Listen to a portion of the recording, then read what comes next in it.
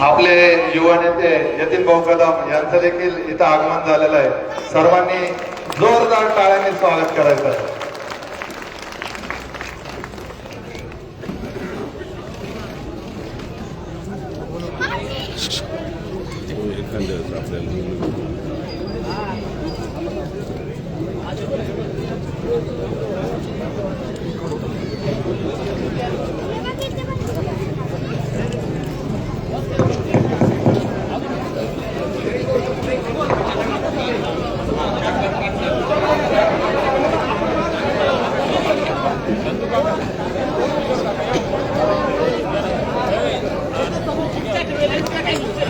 नंदू काका नामांतर, दिलीप काका मंडलिक यांनी कृपया व्यासपीठावर यायचंय. संतोष भाऊ सोनवणे,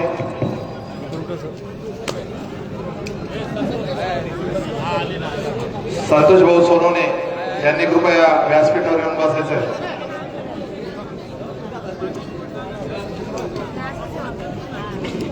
सचिन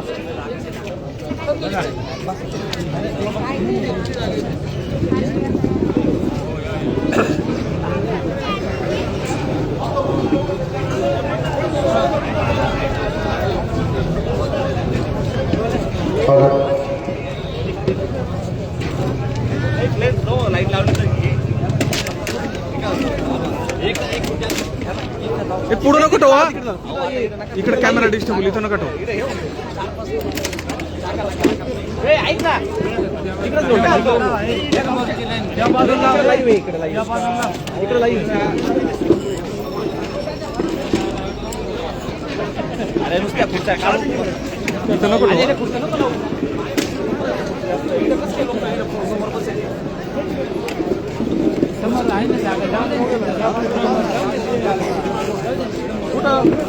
अहो तिथे बसले पण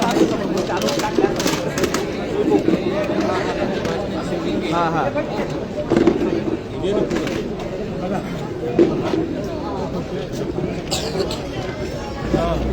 तुम्ही येऊन जाल पहिले काय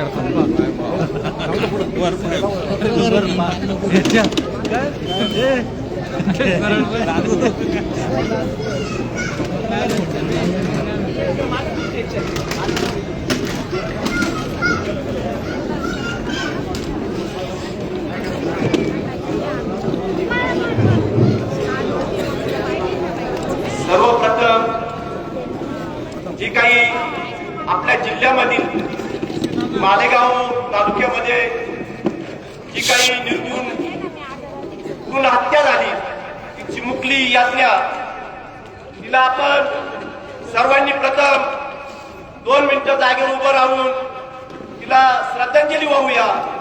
मग बाकीच्या कार्यक्रमाला नियोजन चालू करू.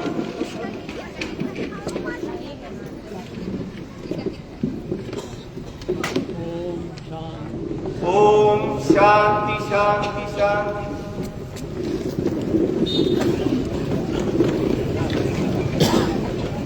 आदरणीय माईसाहेब कदम तसेच युवा नेते यतीन भाऊ कदम तसेच सर्व आपले भारतीय जनता पार्टीचे पदाधिकारी सर्वांनी महापुरुषांचं प्रतिमा पूजन करावं असं मी सर्वांच्या वतीने विनंती करतो.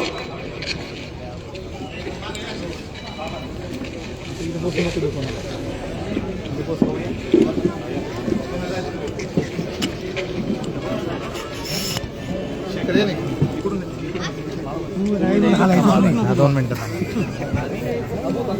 मोठा मोठा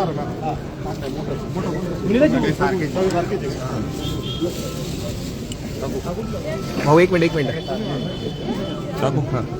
छत्रपती शिवाजी महाराज की जय.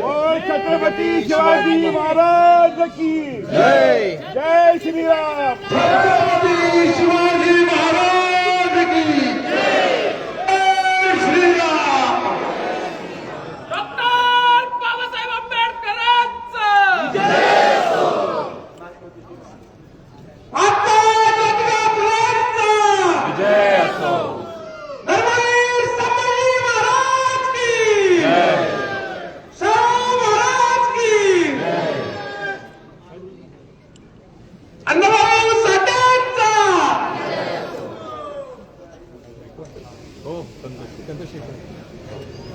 रामोजी बाबळेंचा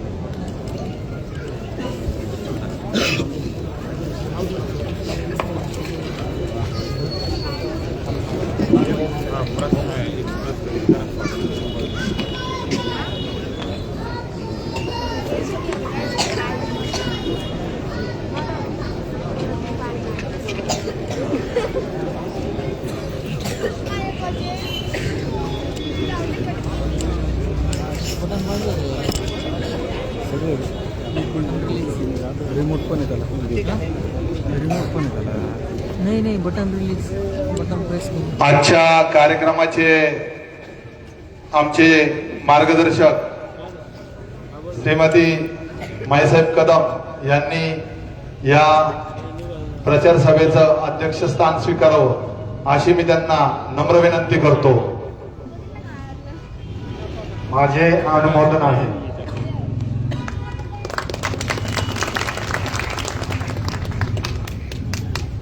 आता इथं आपण सर्व उमेदवारांचा परिचय करून देणार आहोत.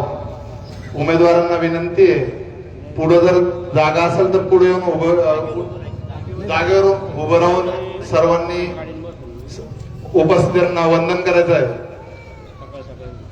सर्वप्रथम नगराध्यक्ष पदाचे आपले उमेदवार सौ अनिता भिका घेगडमल.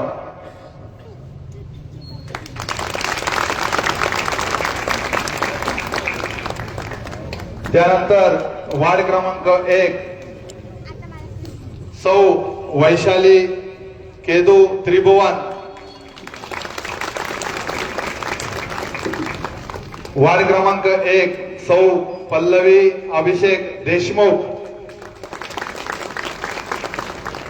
वार्ड क्रमांक 2 सौ आशालता विजय काने.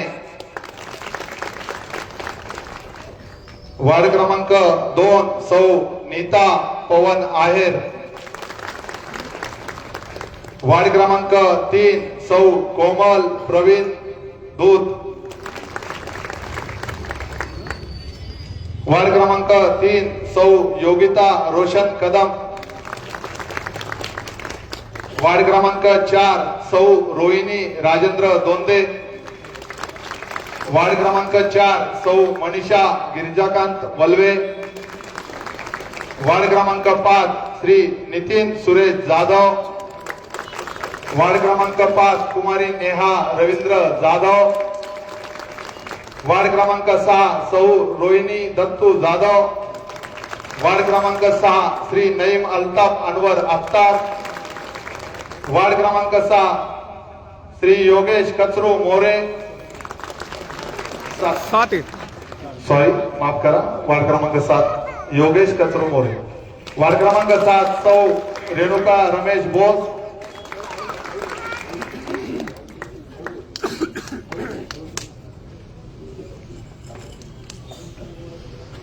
वार्ड क्रमांक 8 सौ रुपाली प्रकाश महाले. वार्ड क्रमांक 8 श्री श्रीकांत पुंडलिक अक्कर. वार्ड क्रमांक 9 श्री खंडेराव देवजी जोगारे. वार्ड क्रमांक 9 सौ रुपाली युवराज शेळके. वार्ड क्रमांक 10 निलेश सुखदेव चौरे. वार्ड क्रमांक 10 सौ रुपाली सचिन आडाव. वार्ड क्रमांक 11 सौ ज्योतिबाई किरण कुंदे. वार्ड क्रमांक 11 श्री महेश भारत शेजवळ, वार्ड क्रमांक 12 सौ नीता अनिल नवले, वार्ड क्रमांक 12 श्री निलेश बालकृष्ण भडके, वार्ड क्रमांक 13 सौ नीता राजेंद्र जाधव, वार्ड क्रमांक 13 सौ जानवी यतीन कदम, वार्ड क्रमांक 13 सौ शर्मिला ज्ञानेश्वर पगार,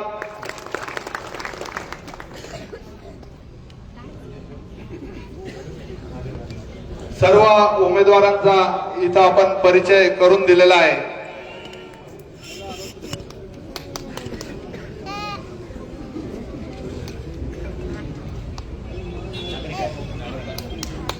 नागरिकांमधून कोणाला मनोगत व्यक्त करायचं असेल तर त्यांच्यासाठी हे व्यासपीठ खुलं आहे.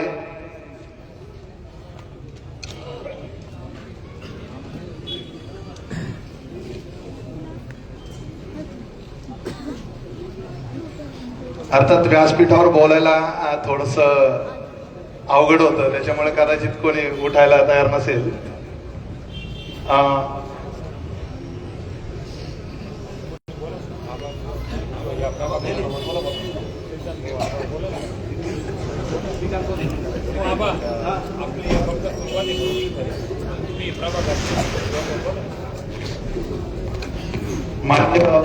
मान्य श्री श्रीकांत बोवाटकर आपलं मनोगत व्यक्त करेल.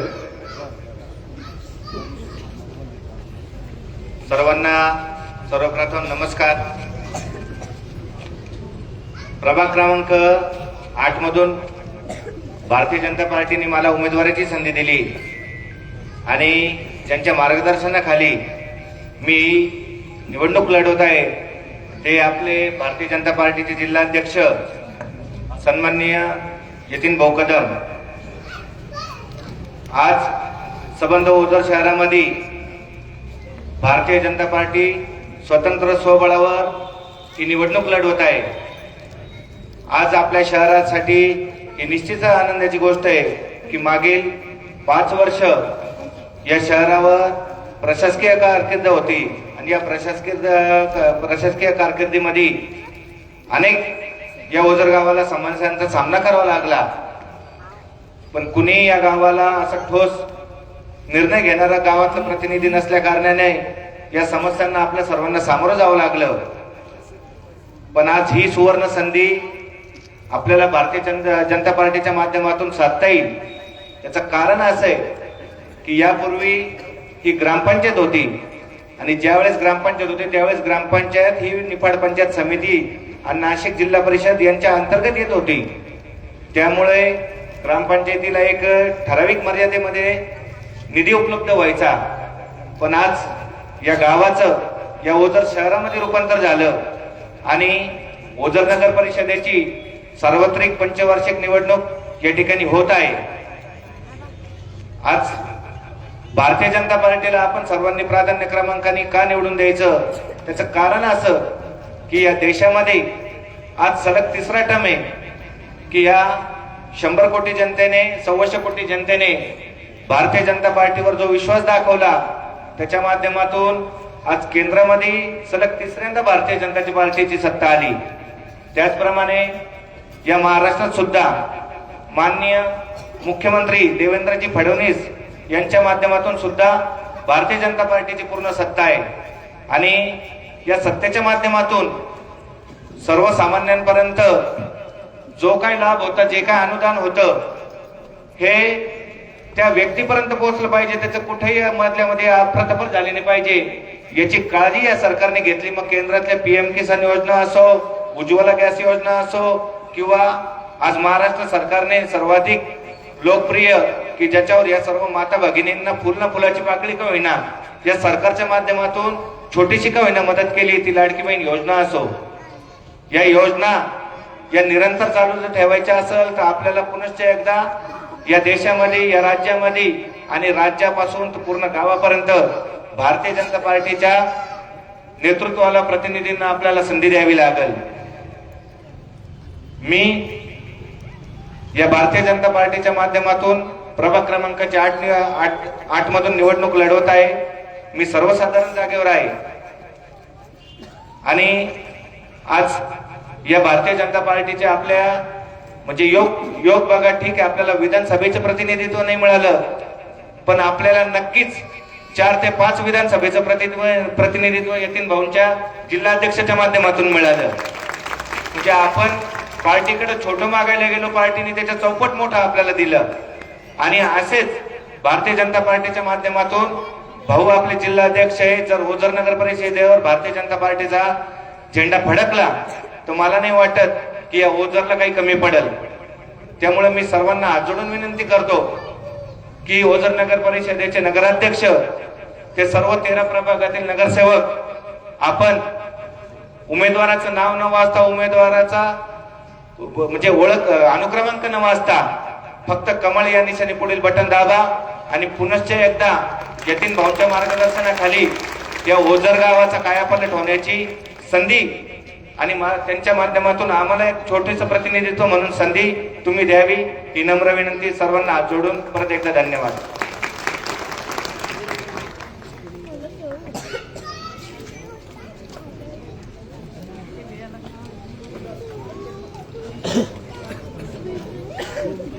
यानंतर माजी शहर अध्यक्ष दिलीप काका मंडलिक यांना मी विनंती करतो त्यांनी आपलं मनोगत व्यक्त करावं.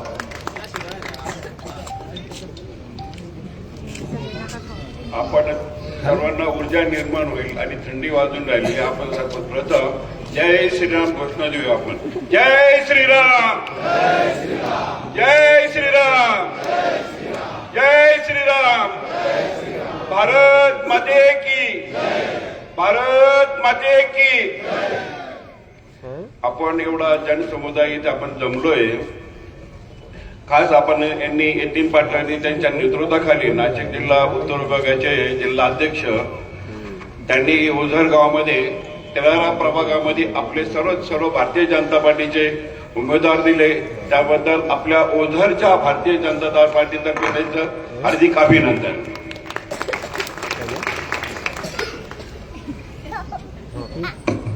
महाराष्ट्राची कुलभवानी आई तुळजाभवानी आणि महाराष्ट्राचे आराध्य दैवत राजे छत्रपती शिवाजी महाराज, संभाजी महाराज यांना वंदन करून मी आपले 2 शब्द बोलण्यास सुरुवात करतो. आपल्या इथं ओझरमध्ये आता हा जो जनसमुदाय इतका जमलेला आहे असा की आपली विजयश्रीची मिरवणूक सुद्धा आपण इथं ओझरमध्येच काढू. त्यावेळी सर्वांनी आपल्याला 13 प्रभाग दिलेले आपल्याला आणि हे टोटल 27 आणि प्लस 28 उमेदवार दिलेले यांना आपण भरघोस पद्धतीने निवडून देऊ आणि एक आपण आपला नाशिक जिल्ह्यात नव्हे तर महाराष्ट्रामध्ये इतिहास घडू. जय हिंद, जय महाराष्ट्र.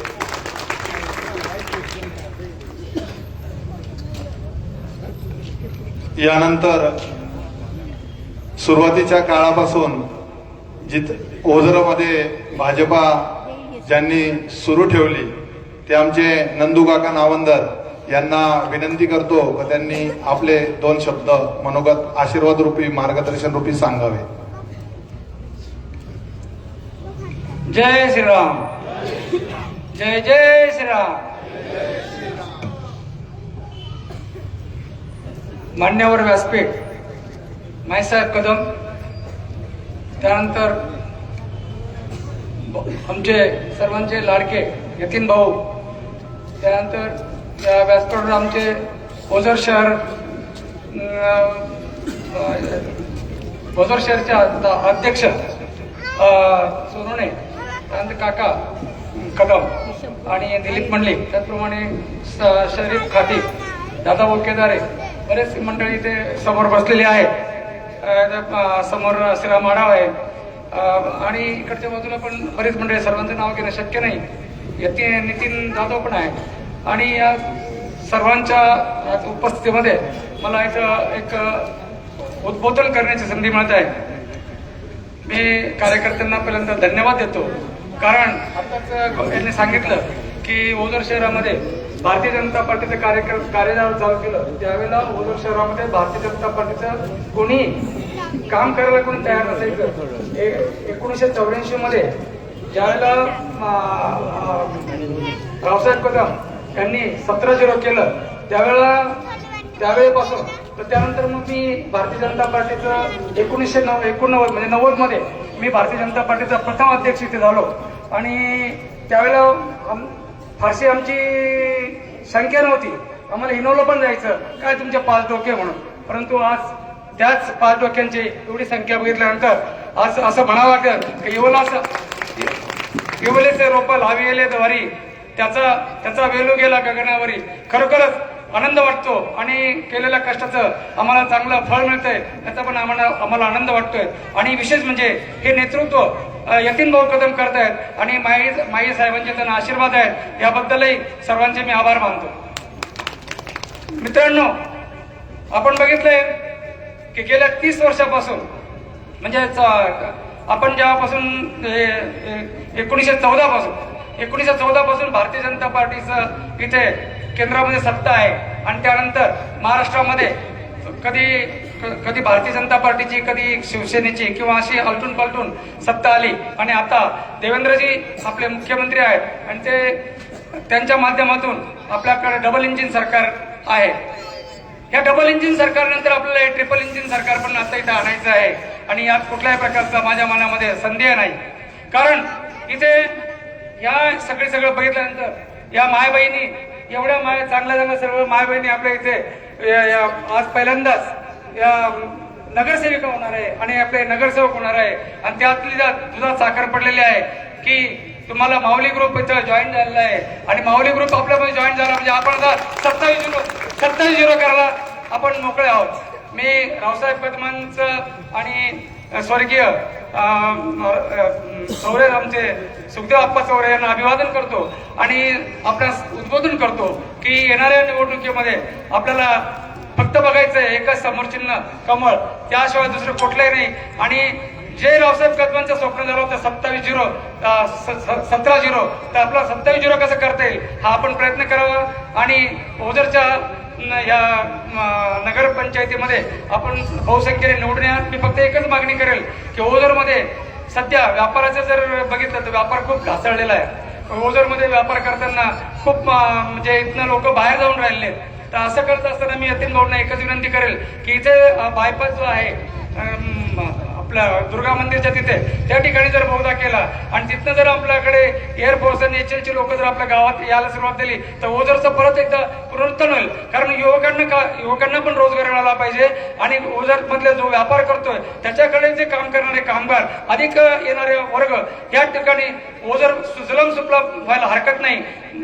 गेल्या काही वर्षापासून आपण बघतोय ओझरमध्ये मागच्या जे ग्रामपंचायत विसर्जित झाल्यापासून ओझरचा कारभार अतिशय ठप्प झाला होता. मध्यंतरी मागच्या 2 वर्षापूर्वी तर रस्त्याने चालणं सुद्धा कठीण झालं होतं. थोडेफार यावेळेला रस्ते बरेच दिसत आहेत पण यापेक्षाही नेत्रदीपक चांगली कामगिरी करून ओझर हे एक चांगलं सर्वांगीण आणि सुंदर शहर कसं होईल आणि या सुंदर शहराचा विस्तार होत असताना बेरोजगारांना, शेतकऱ्यांना आणि कामगारांना काम कसं मिळेल आणि त्यांना न्याय कसा मिळेल हे सगळं जास्तीत जास्त अहमिकपणे बघितलं जाईल अशी मी आशा करतो आणि माझे 2 शब्द संपवतो आणि सर्वांना विनंती करतो की येत्या 2 तारखेला कमळाच्या चिन्हावरती शिक्का मारायचा आहे आणि आपल्याला बहुमत मताने बटन दाबायचंय आणि बहुमत मताने बीजेपीच्या कार्यकर्त्यांना निवडून आणायचंय. 27-0 होणार नाही असं होऊ शकत नाही. माझी तर स्वतःची मनोकामना आहे की आपण 27-0 केल्याशिवाय राहणार नाही असे यावेळेचं चित्र दिसतंय. बघूया. जय महाराष्ट्र. धन्यवाद काका. यानंतर आपला सर्वांचा एकच वादा राजूभाऊ वडके यांना मी विनंती करतो त्यांनी कृपया व्यासपीठावर येऊन आपलं मनोगत व्यक्त करायचंय. सर्वांना विनंती की थोडक्यात मनोगत व्यक्त करायचंय वेळेअभावी. वादा राजू दादा. आपण सर्वजण या ठिकाणी उपस्थित झालात त्याबद्दल मी यतीन भाऊ आणि माईसाहेब कदम यांच्यातर्फे आभार मानतो. मला पण जास्त बोलण्याची सवय नाही पण माझ्याविषयी जी चर्चा होते ती मी मला थोडीशी तुमच्यासाठी मांडायची म्हणून 2 शब्द बोलतो. 2009 साली यतीन भाऊ कदम ज्यावेळेस आमदारकीसाठी उभे राहिले होते त्याच्या आधीपासूनची आमची जुनी मैत्री माझ्या काही चुकांमुळे मागच्या इलेक्शनला मी अपक्ष उभा राहिलो होतो. यतीन भाऊनी त्याही वेळेस मला पूर्णपणे साथ दिली होती. भाऊ मला पकडून सांगायचे तुम्ही थांबा, मी तुमची माघार घेणार नाही. पण त्यावेळेस काही गोष्टी घडल्या आणि मला अचानक अपक्ष उभं राहावं लागलं. मी तुमच्या सर्वांच्या विश्वासावर मला वाटत होतं की त्यावेळेस पण मी निवडून येईल. आणि भाऊंनी मला ज्यावेळेस तेव्हा थांबायला सांगितलं, मी त्यांना म्हटलं मी निवडून येईल भाऊ आणि परत तुम्हालाच जग होईल. तर ती गोष्ट त्यावेळेस घडली. म्हणून मला यावेळेस खूप भीती होती, यावेळेस मला भाऊ तिकीट देता का नाही. म्हणून मी मित्र कंपनी पाठवून त्यांच्या मागे लागलो, मला 8 नंबर मध्ये तिकीट द्या, 8 नंबर मध्ये तिकीट द्या. पण भाऊ म्हणायचे लेडीज सीट साठी मी श्रीकांत भाऊंना शब्द दिलाय. माझी इच्छा होती मला जेंट्सच पाहिजे. मी 15 दिवस परत थांबलो. परत 15 दिवसांनी भाऊंना विचारलं, भाऊ म्हणे तुम्हाला लेडीजच भेटेल. मग आता मनाची तयारी करून घेतली, लढायचं तर भाऊंकडूनच आहे, त्याच्यामुळे लेडीज तर लेडीज. परत आबांची एंट्री झाली. आता काय करायचं. इलेक्शन जाहीर झालं तेव्हाच माझे 2 भाऊ रोहित भडके आणि मयूर भडके हे दोघेही मला इलेक्शन डिक्लेअर झाल्या भेटले. भाऊ तू आपल्याच एरियातून उभा राहा. अजून माझे मित्रही म्हणायचे, पंचवड नगरचे मित्र, पंडित कॉलनीतले मित्र, भाऊ तुम्ही इकडून उभे राहा. भाऊंना म्हटलं आता असं करा, मला जेंट्स मध्येच पाहिजे, तुम्ही एकदा 8 नंबर द्या नाही तर 12 नंबर द्या. भाऊंनी तो शब्द पकडून ठेवला. मला मोकळं बोललेच नाही. त्यांना परत तीच भीती, थांबतो का नाही, काय करतो, पुढे जातो परत. त्याच्यामुळे एकदम शेवटी म्हणजे इथून मी 8 मधून 12ला गेल्यामुळे माझे काही मित्र नाराज झाले असतील, काही लोक आनंदही झाले असतील. तिकडे गेल्यावर माझे काही मित्र नाराज झाले, मी तिकडे गेल्यामुळे त्यांचं काही कॅन्सलेशन झालं आणि काही खुश झाले. तर मी हे सांगू इच्छितो, काही लोकांना वाटतं तुझी उचल बांगडी झाली, तुला फाडायसाठी तिकडं टाकलं. म्हटलं माझा भाऊवर पूर्ण विश्वास आहे, भाऊ माझा काही असा खेळ करणार नाही. आणि भाऊंनी माझ्यावर जो विश्वास दाखवला, मला त्या ठिकाणी उभं राहण्याची जी संधी दिली, त्याबद्दल मी आभारी आहे.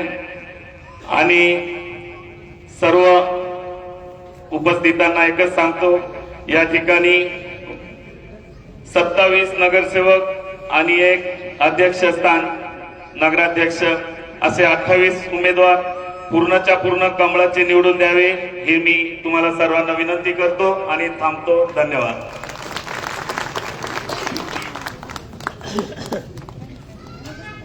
यानंतर आपले सर्वांचे लाडके प्रकाश आबा महाले.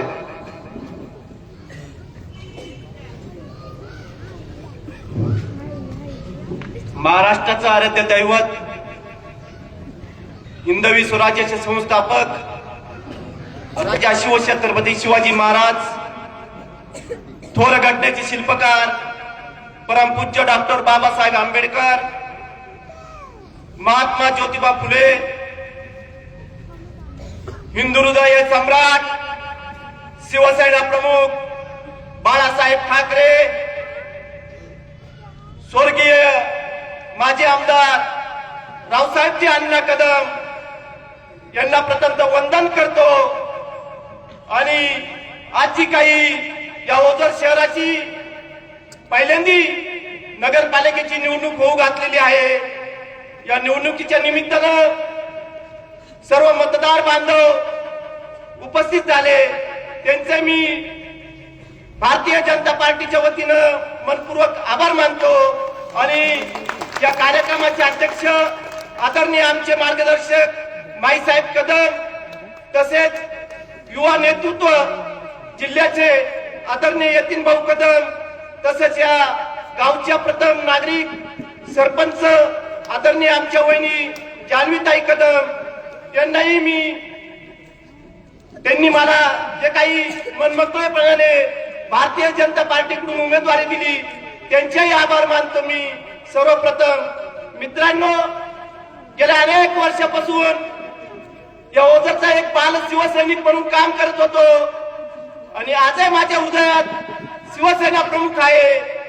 परंतु आपण बघितलं शहरामध्ये आपल्या सारख्यांच्या मतदारांच्या आशीर्वादाने 2 वेळेस ग्रामपालिकेला मी निवडून गेलो आणि आता ग्रामपालिकेचं रूपांतर नगरपालिकेत झालं. आणि हे नगर विकास खातं या अगोदर एवढं महत्वाचे महाराष्ट्राचे मुख्यमंत्री असतील त्यांच्याकडे राहत होतं हे नगर विकास खातं. परंतु आदरणीय शिवसेना प्रमुख पक्ष उद्धव साहेब ठाकरे ज्यावेळेस मुख्यमंत्री झाले त्यावेळेस नगर विकास खातं हे आदरणीय आत्ताचे उपमुख्यमंत्री एकनाथ शिंदे साहेबांकडे दिलं गेलं. मित्रांनो, या नगरपालिकेचं इतकं महत्वाचं खातं आहे, तिकडून पाहिजे तेवढा निधी आणता येतो. मग आपल्याला कुठंतरी ही जनता आपल्याला निवडून देते आणि त्यांची कुठंतरी अपेक्षा अशा राहते की नगरसेवकांनी कुठंतरी आपल्या वार्डाचा चांगला विकास केला पाहिजे. ते मग भूमिगत गटार असेल, स्वच्छ पाणी असेल, रस्ते असतील, दिवाबत्ती असेल, साफसफाई असेल, हे कुठंतरी चांगलं नियोजन केलं करण्याचं आपलं उद्दिष्ट आहे. मग ते उद्दिष्ट आपल्याला जर गाठायचं असेल, गल्लीपासून तर दिल्लीपर्यंत भारतीय जनता पार्टीची सत्ता आहे, मग या सत्तेत आपण गेलं पाहिजे. हा उद्दिष्ट डोळ्यासमोर ठेवून मित्रांनो मी भारतीय जनता पार्टीमध्ये गेलो आणि माझं उद्दिष्ट 80% समाजकारण आणि 20% राजकारण आहे. आपण बघितलं असेल कोरोनाचा महाकाम, कोरोनाचा काळ आला, अनेक जण घरात बसत होते, पण हा प्रकाश महाले ज्या ज्या अंत्यविधीसाठी बोलवलं गेलं त्यावेळेस स्मशानभूमीत गेलो. अनेकाने कोरोनाच्या अंत्यविधी मी स्वतः प्रेत जाळल्या. अनेक बाहेरगावी नातेवाईकांच्या तिथे गेलो असून तिथे गेलो. कुठलं संकट येऊ या संकटाच्या समोर जाण्याची हिंमत या प्रकाश महालेची आहे. तो संकटाला कधी डगमगला नाही आणि आपल्या आशीर्वादाने पुन्हा एकदा सांगतो या नगरपालिकेच्या रूपाने आपल्या आशीर्वाद माझ्या पाठीशी राहून द्या. येणाऱ्या 2 तारखेला नगराध्यक्षापासून तर सर्व नगरसेवक 27 आपण कमळाचं बटन दाबून आम्हाला सर्वांना सेवा करण्याची संधी द्या एवढीच विनंती करतो. जय हिंद, जय महाराष्ट्र, जय भीम. धन्यवाद आबा. यानंतर आपल्या सर्वांचे प्रिय आमचे मित्र युवा नेते यतीन भाऊ कदम यांना मी विनंती करतो त्यांनी कृपया सर्व या सभेस मार्गदर्शन करावं.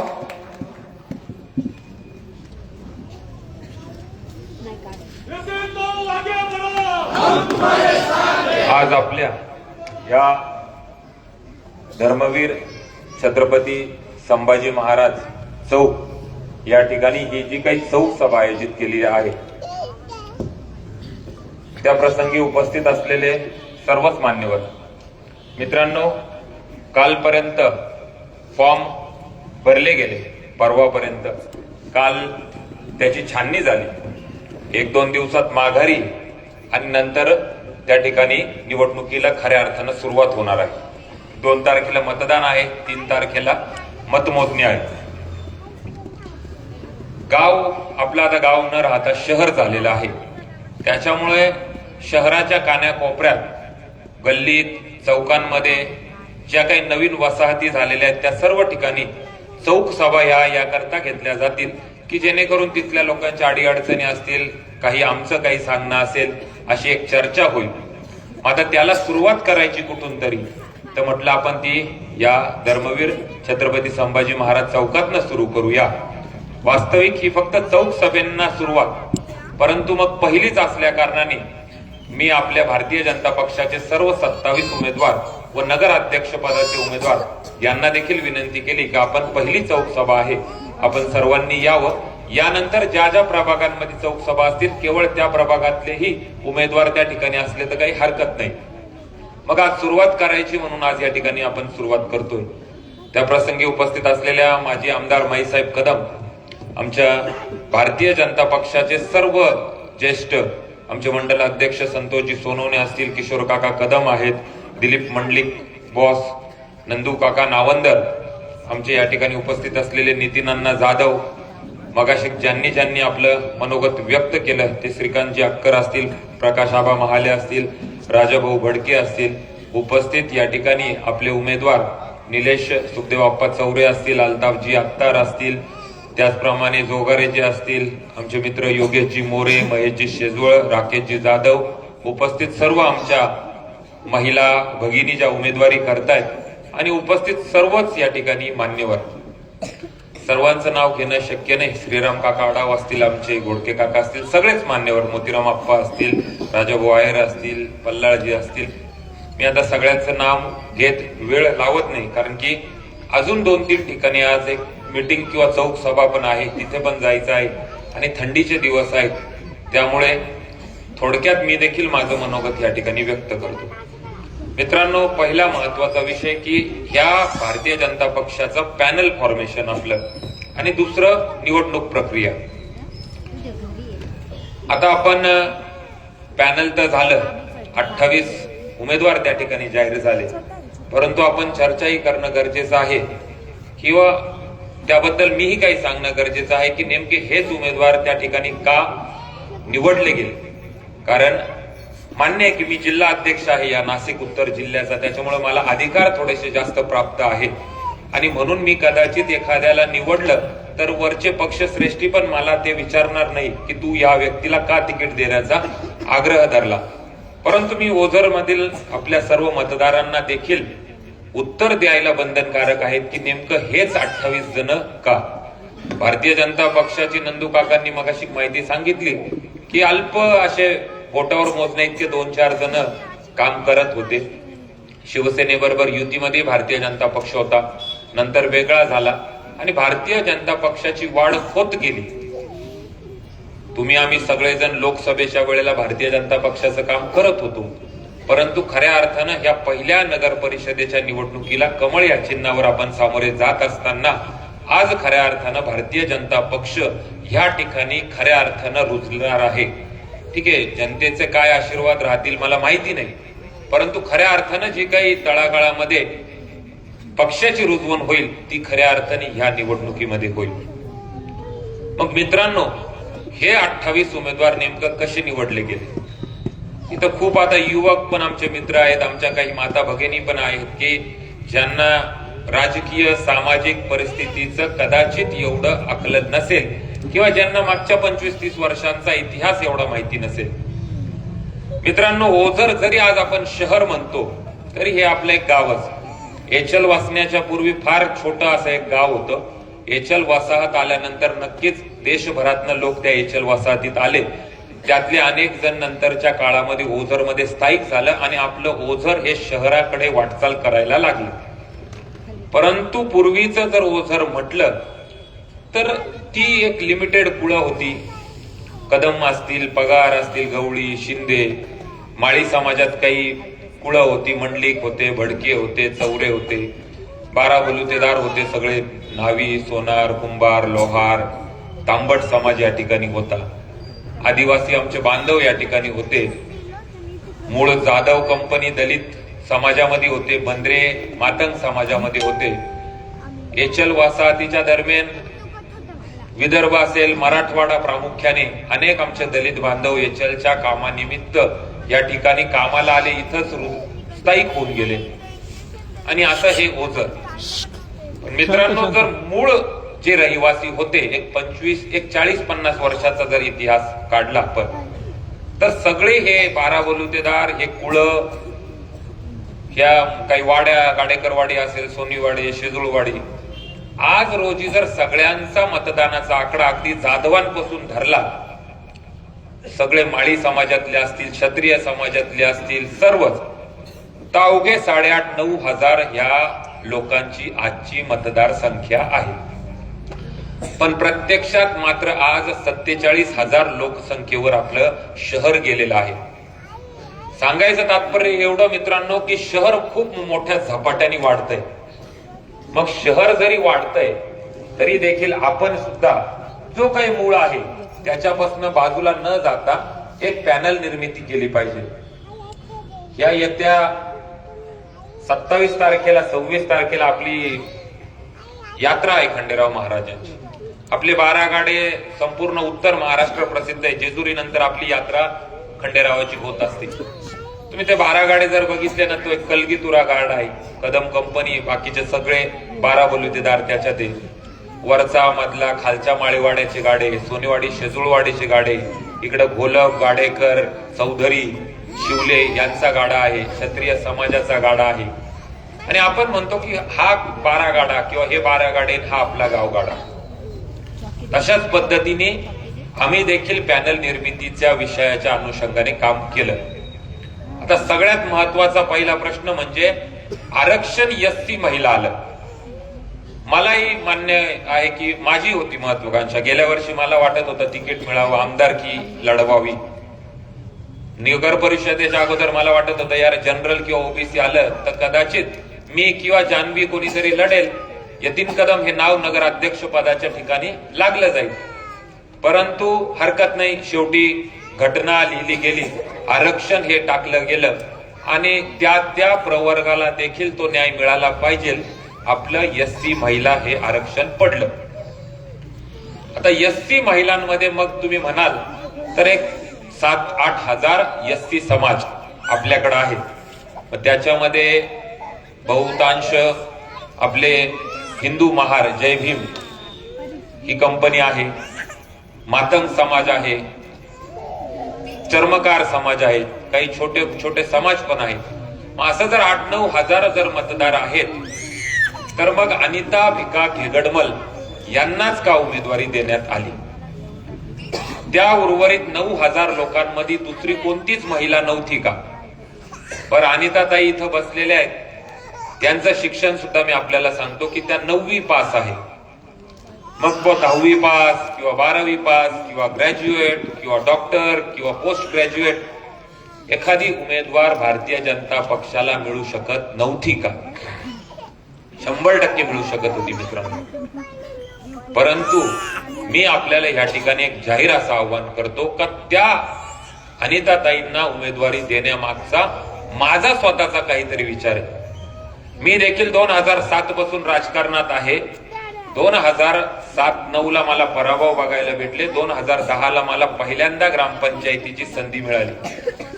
तत्कालीन राष्ट्रवादी काँग्रेस आम्ही त्या ठिकाणी सत्ता स्थापन केली. लोकांनी निवडून पण दिलं, म्हणजे पॅनल बनवला, लोकांना आव्हान केलं, लोकांनी निवडून पण दिलं. पण अगदी पहिला जो आमचा मुद्दा होता ग्रामसेवक बदलायचा, सरपंच झाल्यानंतर त्या मुद्द्याला बगल देण्यात आली. इतरही विषयांवर अतिक्रमण एक विषय होते, इतरही विषय होते, इतर विषयांवर बगल देण्यात आली. 3-4 महिन्यानंतर मी बघितलं यार आपलं काही इथं जमणार नाही. सरपंच पदाची का उपसरपंच पदाची कुठली अपेक्षा न ठेवता मी माझा वैयक्तिक वेगळा मार्ग स्वीकारून घेतला आणि कामाला लागलो. 2015 ला मात्र स्वतंत्र पॅनल दिला. लोकांनी देखील आमच्या आव्हानाला साथ दिली, निवडून दिलं आणि 2000 ते 15 आम्ही मनमोकळेपणे काम करता आलं. आता मनमोकळे म्हणजे तुम्ही म्हणाल मग तुम्हाला मनमानी करता आली की काय? की जेणेकरून तुमचे जे 11 सदस्य होते ते तुमच्या समोर बोलत नव्हते आणि त्या हिशोबाने मग तुम्हाला हवा तसा गाव कारभार करता येत होता असा तुम्हाला पॅनल अपेक्षित होता का? निश्चित नाही. 11 सदस्य जरी आमचे होते, मान्य आहे मला की त्यांनीही आणि मीही चर्चा केली अनेक विषयांवर मार्ग काढले. परंतु काम करत असताना मी त्याच्यामध्ये माझा हा जास्त पुढाकार होता. परंतु मी देखील ते कामकाज करत असताना काही वैयक्तिक स्वार्थ हा डोळ्यासमोर ठेवला नाही. गाव हित होतं ते गाव हिताच्याच अनुषंगाने काम केलं. अतिक्रमण काढण्याचा विषय असेल, पूर्ण गावामध्ये त्या वेळेला जेवढं अतिक्रमण वाटलं ते काढण्यासाठी सुरुवात केली.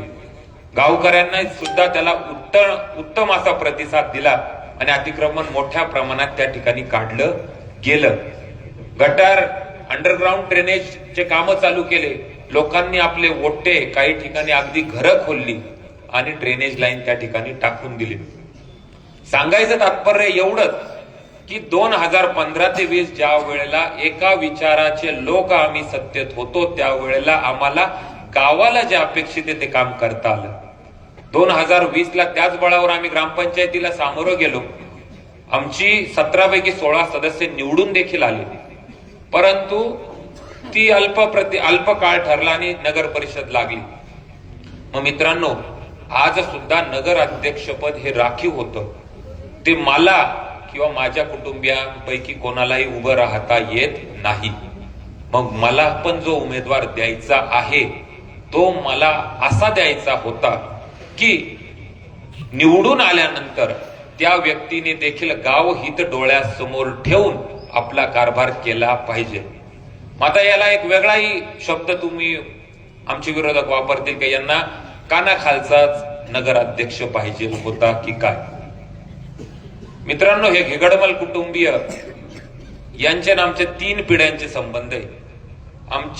माझ्या म्हणजे 40, 45, 50 वर्षांपासून यांचे वडील जेव्हा तरुण होते म्हणजे अनिताताईचे सासरे, तेव्हापासून हे कुटुंबीय आमच्या बरोबर आहे. अनेक आमच्या आयुष्यातले उतार चढ यांनी आमच्या बरोबर बघितलेले आहेत.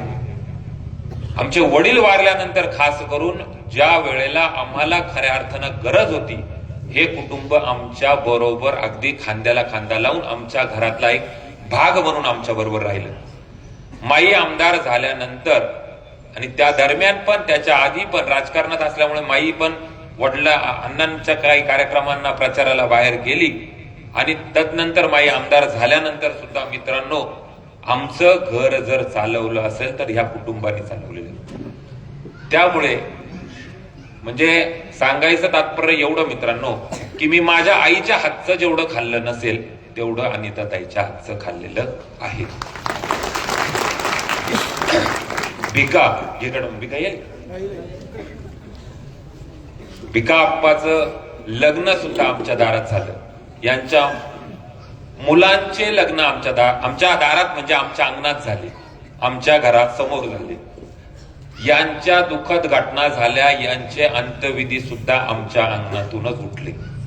इतका या परिवाराचा आमचा घरोबा स्नेह संबंध.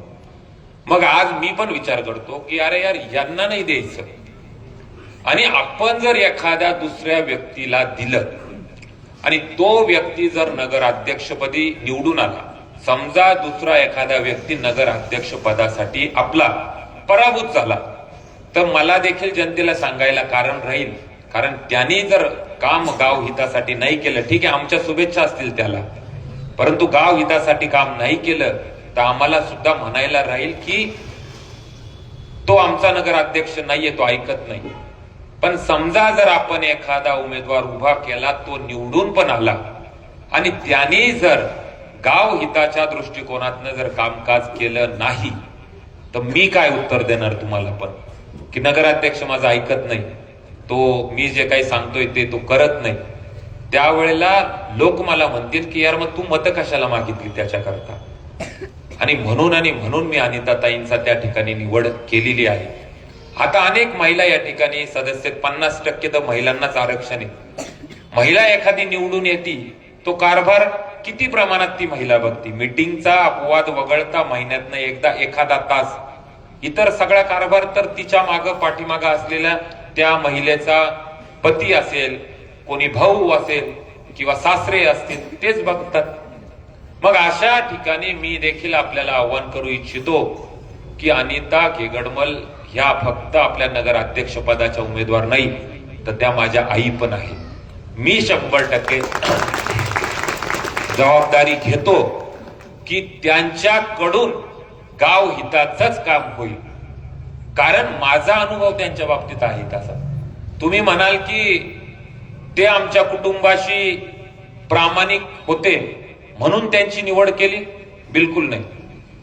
प्रामाणिकपणा त्यांच्या रक्तात होता म्हणून त्यांची निवड केली. ते कदाचित आमच्या बरोबर नसते आणि दुसऱ्या एखाद्या व्यक्ती बरोबर असते, काम करत असते, व्यवसाय करत असते, त्यांनी तेवढ्याच प्रामाणिकपणे इमाने इतबारे त्या व्यक्ती बरोबर काम केलं असतं.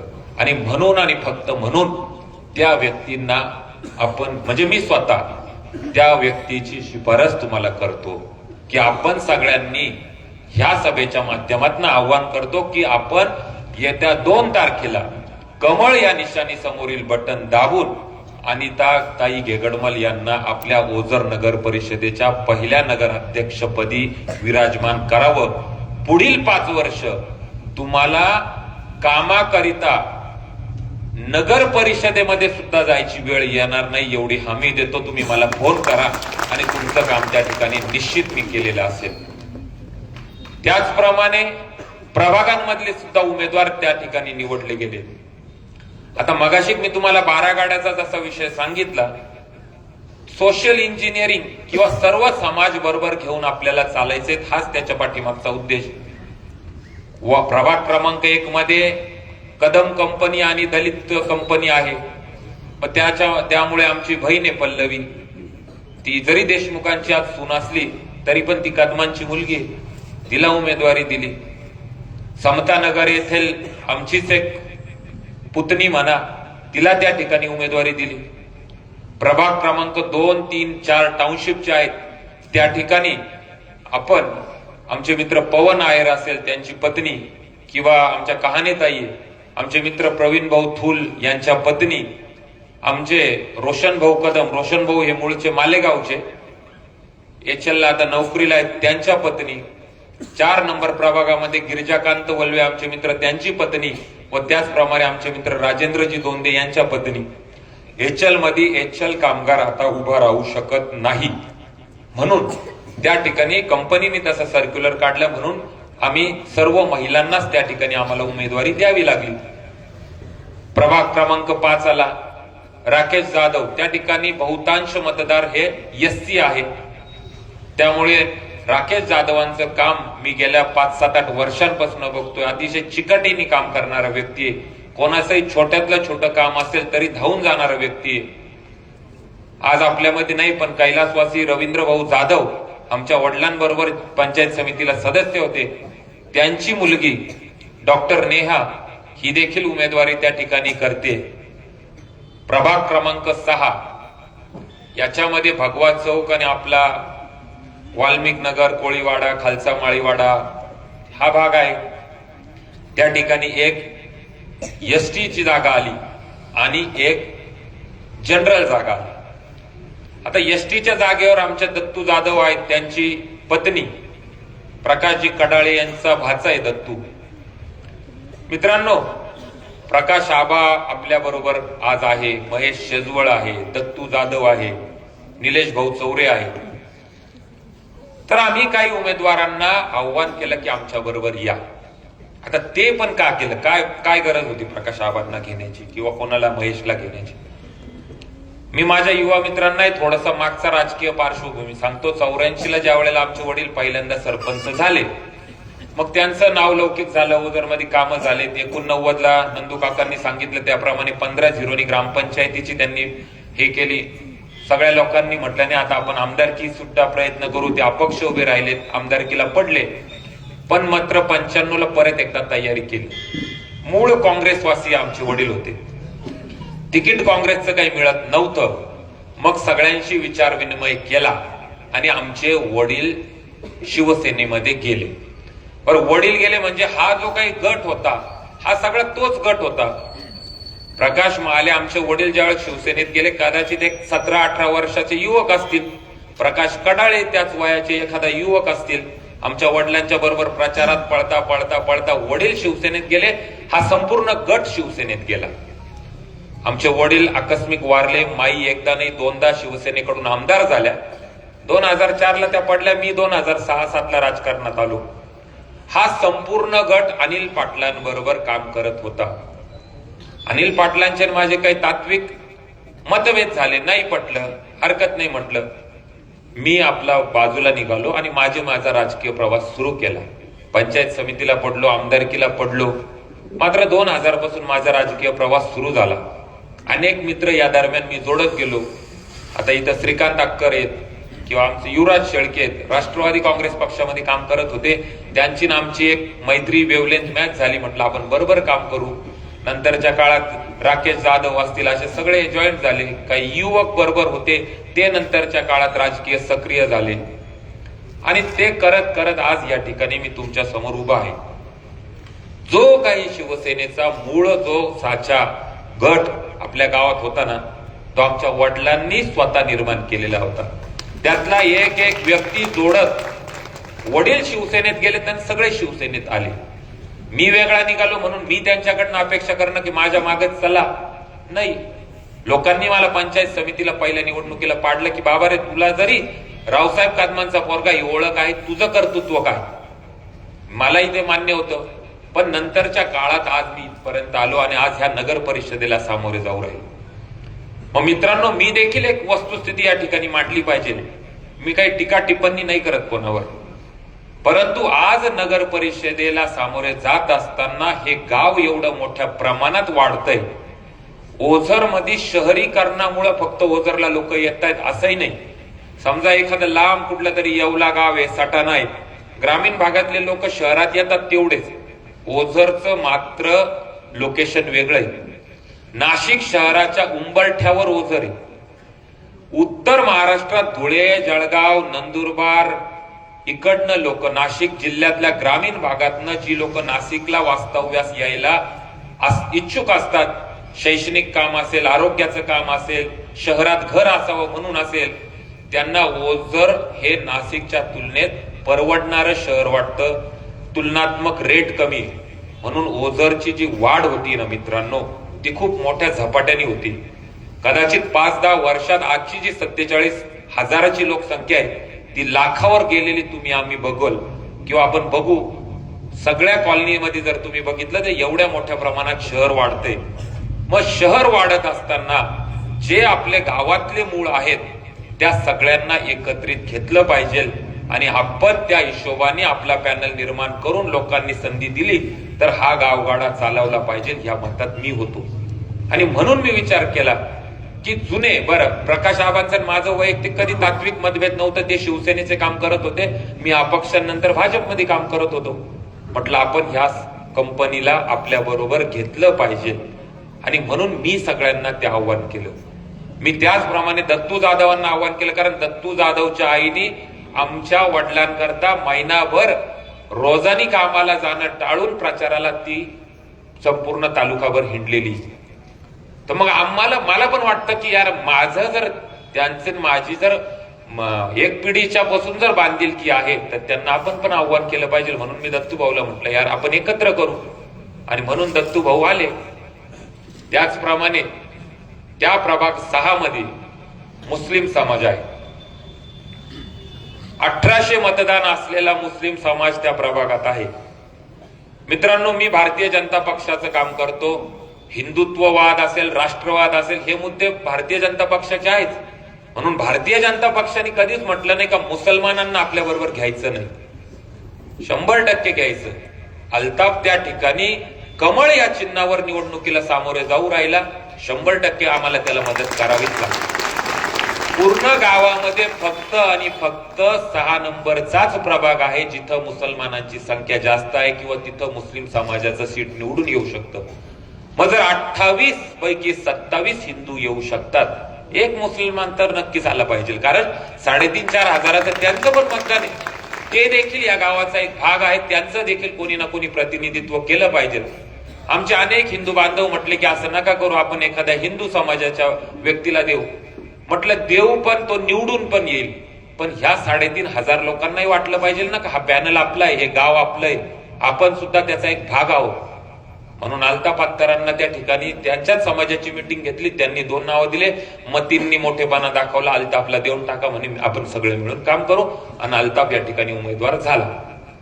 प्रभाग क्रमांक 7 मित्रांनो, 12 बलुतेदार पहिले आपल्या गावातल्या वार्ड 2 मध्ये होते. मग त्याच्यात तेली होते, सोनार होते, लोहार होते, न्हावी होते, शिंपी होते, माहेश्वरी समाज होता, कुंभार होते, तांबट होते. आणि त्या भागातनं पूर्वी ओबीसी हा व्यक्तीच निवडला जायचा, कारण ते पण एक गावाचा भाग आहे. मग म्हटलं आपण पण ओबीसी समाजाला प्राधान्य, एक प्रतिनिधित्व दिलं पाहिजे.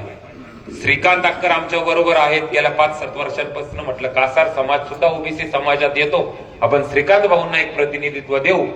आणि योगेश भाऊ हे तेली समाजाला आहे, तर म्हटलं आपण तेली समाजाला देखील एक प्रतिनिधित्व देऊ, जेणेकरून ओबीसी हा घटक देखील आपल्या पॅनल मध्ये येईल. मग महिलेची जागा होती, ओबीसीला एक दिलं, म्हटलं एक मराठा समाजाला देऊ. आमचे मॅनेजर आहेत रमेश बोस, यांच्या पत्नी आहे रेणुका वहिनी, त्यांना आम्ही उमेदवारीसाठी साकडं घातलं आणि त्या देखील उभ्या राहिल्या. प्रभाग क्रमांक 8 आला.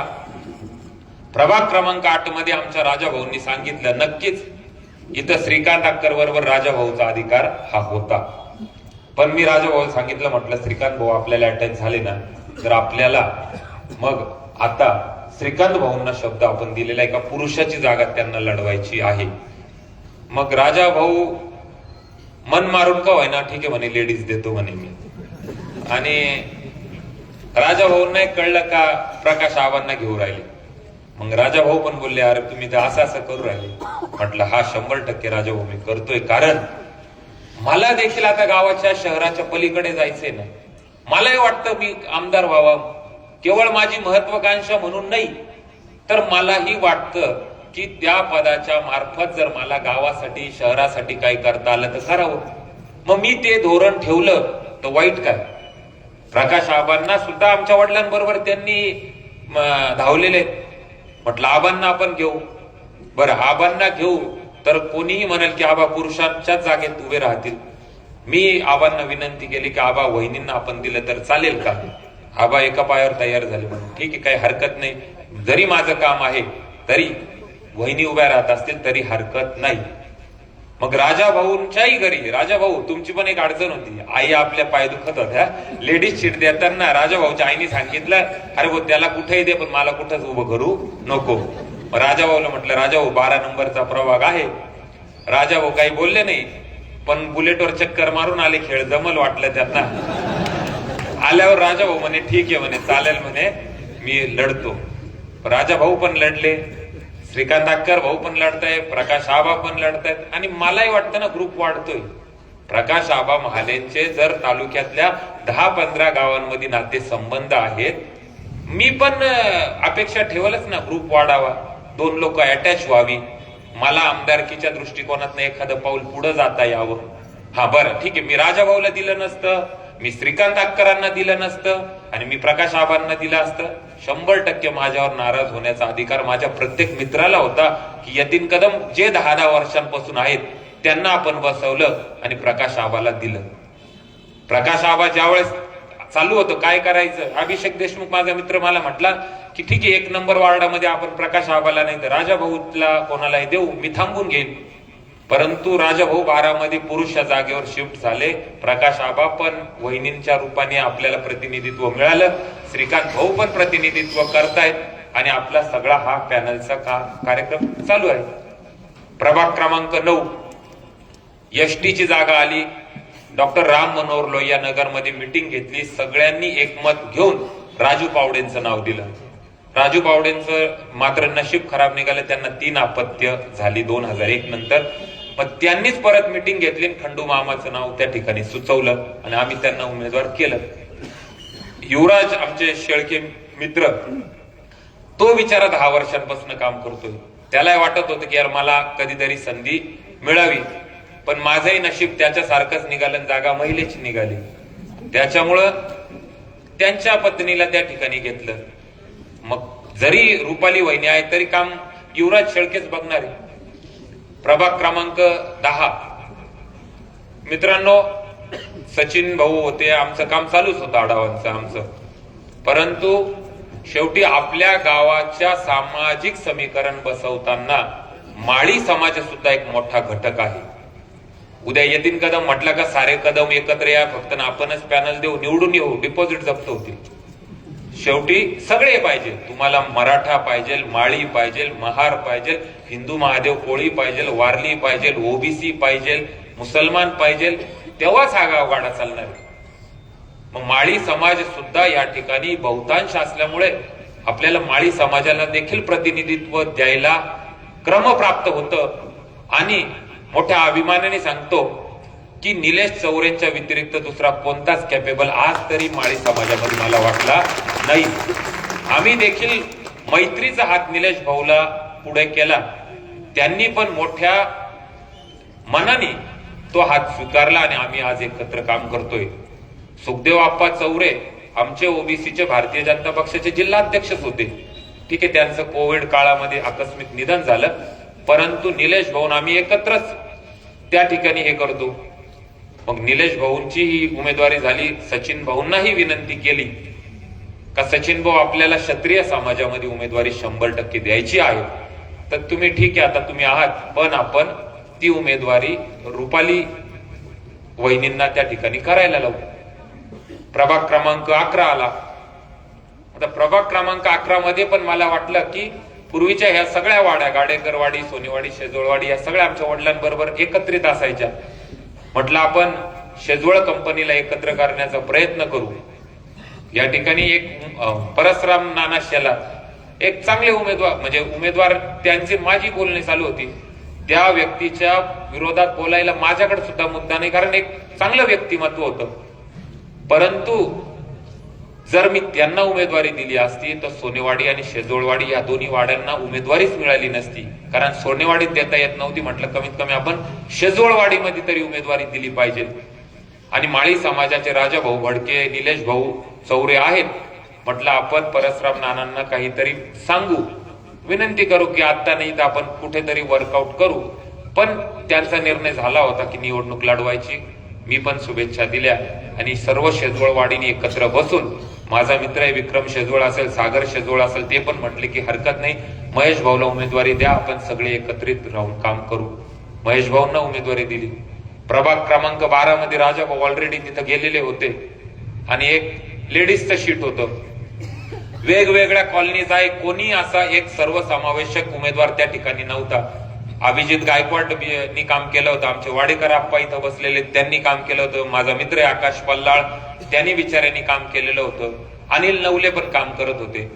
परंतु मग मी पण अभिजितला सगळ्यांना विनंती केली. आकाश पण मोठ्या मनाने थांबला, अभिजित पण थांबला, वाडेकर आप्पा सुद्धा थांबले आणि त्या ठिकाणी मग अनिल नवलेंच्या मिसेसला उमेदवारी दिली. आपल्या गावातील एक मुख्य घटक पगार पगार कुळ पण आहे, पगार गवळी समजतं, पगार गवळी. मग त्या ठिकाणी 13 नंबर प्रभागामध्ये आम्ही ज्ञानेश्वर माऊली आमचे मित्र आहेत. अरे हा 11 नंबर मध्ये एसटीच्या जागेवर कुंदे आपले त्या ताई, त्यांना उमेदवारी त्या ठिकाणी केली. मी त्यांना विनंती केली. मागे एकदा पंचायत समितीला पण त्या उभ्या होत्या. म्हटलं ताई आपण उमेदवारी करावी. किरण भाऊंना केली, त्यांनी विनंती केली, त्यांनी पण उमेदवारी केली. 13 नंबर प्रभागामध्ये मग पगार गवळी याच्यामध्ये आम्हाला, माझी स्वतःची इच्छा होती का प्रशांत भाऊ पगारांना आपण बरोबर घ्यावं. परंतु मग निलेश भाऊ आल्यानंतर मला तसा चान्स राहिला नाही. म्हटलं मग ज्ञानेश्वर पगारांना आपण त्या ठिकाणी उमेदवारी करायला लावू, आपल्या धनंजय पगारांचे पुतणे, आणि त्यांनी ती उमेदवारी केली. या सगळ्या याच्यामध्ये काही लोकांचं हे म्हणणं पडलं की यतीन कदम तुझ्या घरातला सुद्धा एखादा व्यक्ती तिथं पाहिजे, कारण की 28 सदस्य एक शहर मोठं आहे आणि म्हणून त्या ठिकाणी जान्हवीची उमेदवारी मी केली. एससीची जी महिला जागा होती, आमचे राजेंद्र गंगाराम जाधव गेल्या वेळेला आमच्या करता उभे राहिले, पडले. त्या ठिकाणी मी त्यांची उमेदवारी त्यांना म्हटलं करा. आमचा मित्र आहे समीर जाधव, त्याची उमेदवारी राहून गेली. आणि अशा प्रकारे सर्व 1 ते नगराध्यक्ष आणि 1 ते 27 उमेदवार त्या ठिकाणी उभे राहिले. एक सामाजिक समीकरण या ठिकाणी बसवण्याचा मी पण प्रयत्न केला. थांबा कोले साहेब थांबा. कारण मित्रांनो, गाव आपल्याला हे शहरात रूपांतरण होत असताना नगर परिषदेची भूमिका केवळ आणि केवळ गावातल्या रोड, रस्ते, लाईट याच्या संदर्भात नाहीये. पूर्वी गावात पंच असायचे, 5, 50, 100 वर्षांपूर्वी 5 पंच बसायचे. तेव्हा कोणते रोड, रस्ते, कोणता विकास, पण 5 पंच याकरता बसायचे की गावात सगळं व्यवस्थित राहावं. मग न्याय व सुव्यवस्था असेल, सामाजिक सलोखा असेल, धार्मिक सलोखा असेल, सगळ्या गोष्टी सुरळीत चालाव्या.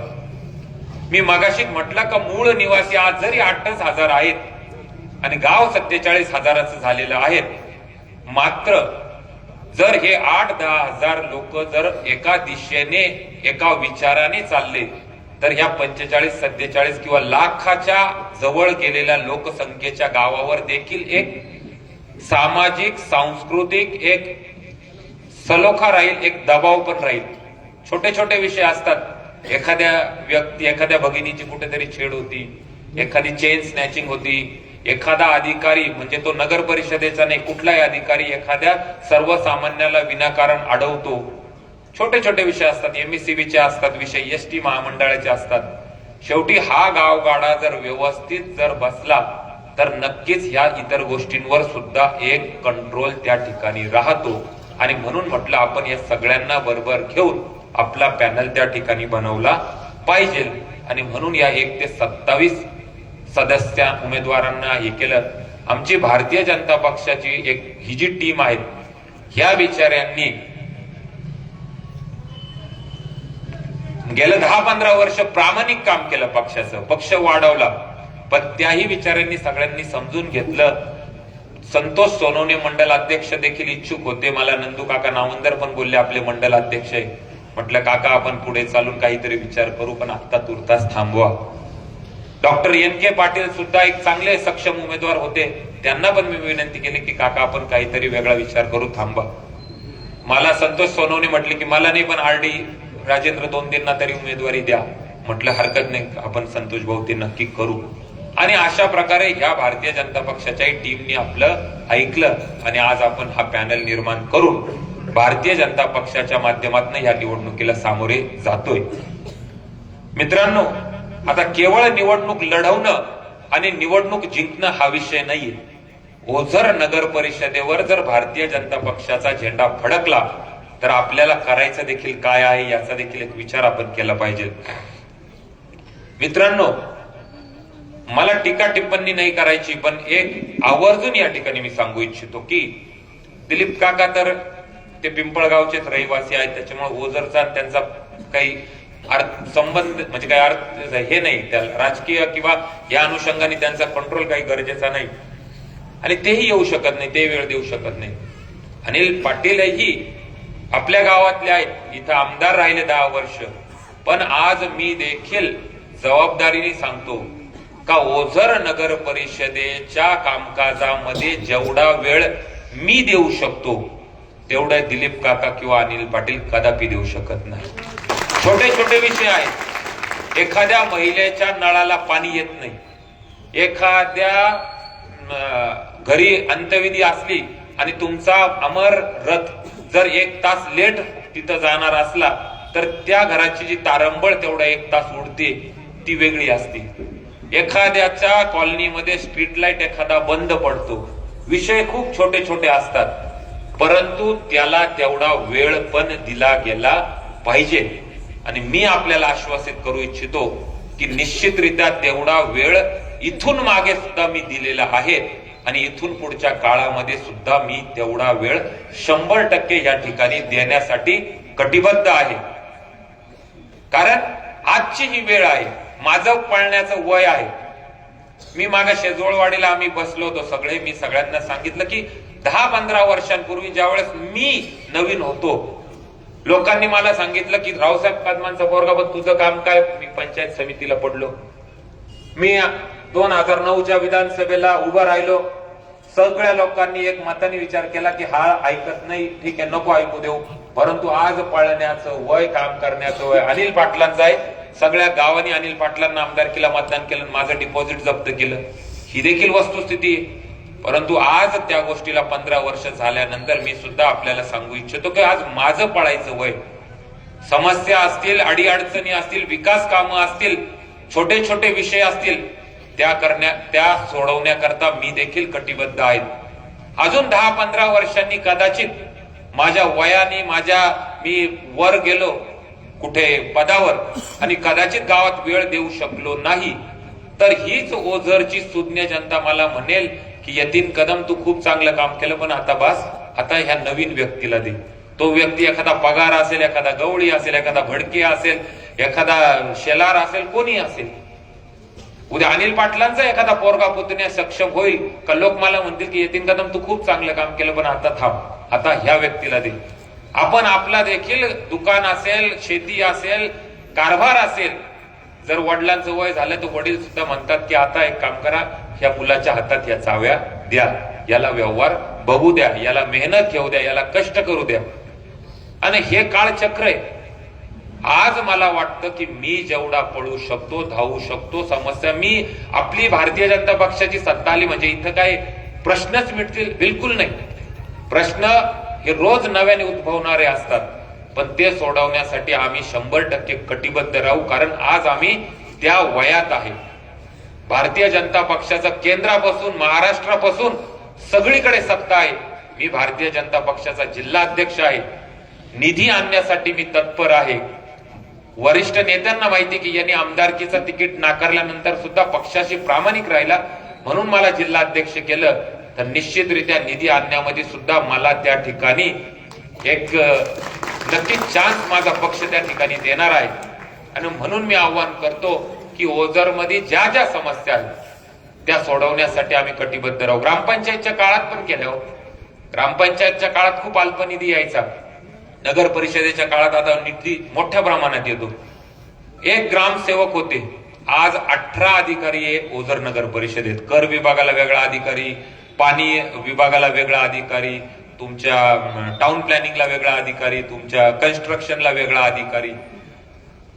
लाख लाख, दीड दीड, 2-2 लाखाचे 18 अधिकारी त्या ठिकाणी पगार घेत असलेले अधिकारी आहेत. आम्ही 5 वर्ष एक ग्रामसेवक आणि बाकी आमची काही सगळी यंग पोरांची टीम आम्ही गाव कारभार केला. आम्ही गाव कारभार करत असताना तो अशा पद्धतीने केला. आमच्यावर सुद्धा मोठ्या प्रमाणात कोणाचेच अलिगेशन्स लागले नाही. शेवटी गटतट असतात त्याच्यामध्ये लोक मांडतात, परंतु कुठलाही मोठा अलिगेशन लागला नाही. जी जी कामं केली, ड्रेनेजची कामं केली, 10 वर्ष झाली. आजही तुम्ही ते ड्रेनेज उघडून बघायचे ढापे. जर पाणी त्यातनं वाहत नसलं तर आम्हाला मतदान करू नका. आम्ही सुद्धा प्रामाणिकपणे आहे तेवढ्या निधीमध्ये जास्तीत जास्त चांगलं व्यवस्थापन करून चांगल्यातला विकास करण्याचा प्रयत्न केला. आणि आता तर नगर परिषद आहेत, मोठ्या प्रमाणात निधी येणार आहे. त्या अनुषंगाने हे ओझर शहराकडे जी मोठी वाटचाल होती तिच्यामध्ये आम्ही कटिबद्ध राहू. प्रशासन आहे. 5 वर्षांपूर्वी नगर परिषद स्थापन झाल्यानंतर जे अधिकारी आहेत, काही अधिकारी चांगले आहेत, काही मुजोर आहेत. किरण देशमुख नावाचं चीफ ऑफिसर आहे. माझ्या पाहण्यातल्या सगळ्यात भ्रष्ट अधिकारी जर कोणी असेल तर किरण देशमुख. त्या रेणुका पाटील नावाची टाउन प्लॅनिंगला अधिकारी आहे, फक्त कलेक्शन करायला गावात येतात. काही चांगले अधिकारी, केऊर राय, आर्यश शिंदे, काही चांगले अधिकारी आहेत, ते चांगलं काम करतात. चांगलं आहे त्याला चांगलं म्हणायचं, आणि जो ज्याचा हेतू ठेवून येतो त्याला त्याचं सांगितलंच पाहिजे. या अधिकाऱ्यांवर, या प्रशासनावर एक जरब ठेवण्याचं काम आमचे भारतीय जनता पक्षाचे नगरसेवक आणि नगर अध्यक्ष 100% करतील, एवढं तुम्हाला आश्वासन हमखास देतो. कुठल्याही ग्रामस्थाला, कुठल्याही नागरिकाला एकाच्या वर दुसऱ्या चक्कर मारू द्यायची परिस्थिती आम्ही निर्माण होऊ देणार नाही. अर्थात त्याचं काम लिगल असलं तर या प्रशासनावर झरप ठेवण्याचं काम आम्ही 100% करू. अतिक्रमण एक महत्वाचा आणि मोठा विषय आहे. अतिक्रमण हे दरवेळेला होत असतं आणि ते नियंत्रणात ठेवणं सुद्धा तेवढंच गरजेचं आहे. मागे आपण अतिक्रमण काढलं, कोणी पोलीस नव्हतं, काहीच नव्हतं, लोकांनी स्वइच्छेने अतिक्रमण काढून दिलं. आज सुद्धा आपल्या नवीन वसाहतीमध्ये असेल, गावठाणात असेल, जर काही अतिक्रमण होत असेल तर ते काढण्यासाठी आम्ही कटिबद्ध आहोत.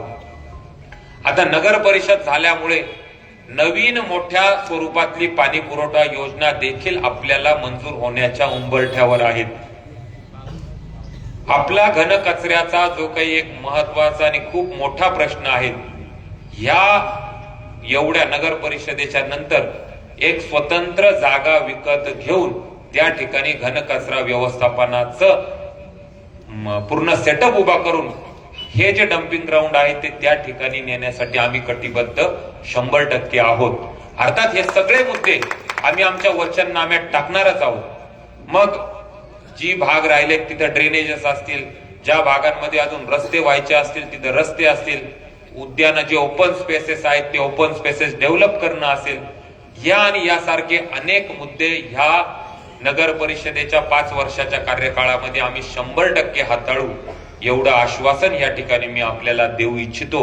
आणि म्हणून मी आपल्याला एक नम्र असं आव्हान करू इच्छितो की आपण येत्या 2 तारखेला कुठलाही मनात किंतु परंतु न ठेवता कमळ ह्या निशाणी समोरील बटन दाबून आमच्या नगराध्यक्ष आणि आपले सर्व 27 नगरसेवक यांना आपण निवडून द्यावं, एवढं मी एक नम्र आव्हान या पहिल्या चौक सभेच्या माध्यमातून आपल्या सगळ्यांना करतो. आणि आमची आई म्हटलं तरी हरकत नाही, अनिता ताईच्या वतीने मी स्वतः त्या ठिकाणी जबाबदारी घेतो की 100% ह्या 5 वर्षामध्ये तुम्हाला अपेक्षित असलेला ओझर गावाचं कामकाज ही नगर परिषद 100% केल्याशिवाय राहणार नाही. फक्त विनंती एकच, येत्या 2 डिसेंबरला तुम्ही कमळ या निशाणी समोरील बटन आवर्जून दाबा आणि आपल्या 1 व 27च्या 27 उमेदवारांना भरघोस मतांनी विजयी करा. एवढंच आपल्याला सांगतो, कारण वेळ पण खूप झालेला आहे, 9:15 वाजलेले आहेत आणि ही चौक सभा होती. चौक सभा सुरुवात करायची, पण पहिले सगळे 27 उमेदवार आणि नगराध्यक्षाचे उमेदवार आपण एका व्यासपीठावर आलो पाहिजे, म्हणून या ठिकाणी ही चौक सभा घेतली. आपण सगळे एवढ्या मोठ्या संख्येने या ठिकाणी उपस्थित झालात त्याबद्दल देखील आपले आभार मानतो. आणि मात्र आता सर्व उमेदवारांना, सर्व उमेदवारांच्या कार्यकर्त्यांना मी विनंती करतो की आपण येत्या 2 तारखेपर्यंत परिश्रम घेऊन चांगल्यातलं चांगलं नियोजन करून स्थलांतरित मतदार शोधून आपण त्यांना मतदान केंद्रापर्यंत आणायचंय आणि भारतीय जनता पक्षाचा झेंडा ह्या ओझर नगर परिषदेवर फडकवायचा आहे. धन्यवाद. जय हिंद, जय महाराष्ट्र.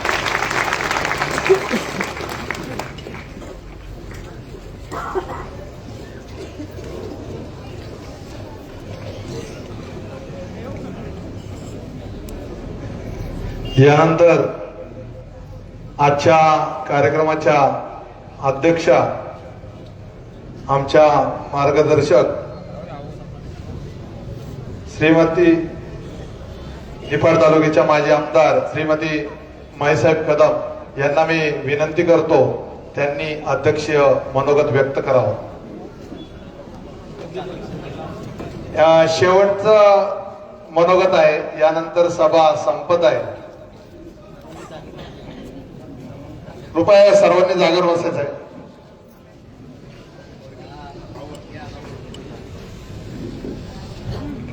आज आपण सर्वजण ह्या ओझर नगर परिषदेच्या इलेक्शनच्या निवडणुकीच्या निमित्ताने ह्या ठिकाणी हो घातलेल्या ह्या चौक सभेत आपण सर्वांनी ज्या मोठ्या संख्येने उपस्थित झालात आणि ह्या ओझरच्या एकंदर गेल्या 20-25 वर्षाचा इतिहास यतीन भाऊंनी आपल्या सर्वांच्या समोर या ठिकाणी किंवा राजकीय सामाजिक परिस्थिती आपल्या सर्वांच्या समोर या ठिकाणी मांडली. या ठिकाणी जे जुने जाणते आहेत त्यांना या ओझरच्या पूर्ण सामाजिक, आर्थिक, राजकीय परिस्थितीचा आढावा त्यांच्या पुढे त्यांना चांगल्या पद्धतीने माहिती आहे. मी आपला जास्त वेळ घेणार नाही, वेळ बराच झालेला आहे, परंतु मी आपल्या सर्वांना या ठिकाणी नम्र आवाहन करते की आपण सर्वांनी येत्या 2 तारखेला 1 ते 27 म्हणजे नगराध्यक्ष आणि 27 जे उमेदवार भारतीय जनता पक्षाने या ठिकाणी निवडणुकीसाठी उभे केलेले आहेत त्या सर्व उमेदवारांना आपण कमळ या निशाणीवर, कमळ या बटन दाबून आपण सर्वांनी जास्तीत जास्त मताधिक्याने विजयी करावं आणि ह्या आपल्या ओझरच्या विकासाच्या रॅलीमध्ये आपल्या सर्वांचा सहभाग या ठिकाणी नोंदवावा अशी आपल्या सर्वांना नम्र विनंती करते. आणि आपल्या सर्वांनी या ठिकाणी बराच वेळ झालेला असल्यामुळं आपल्या सर्वांची रजा घेते. आजचा हा कार्यक्रम संपला असं जाहीर करते.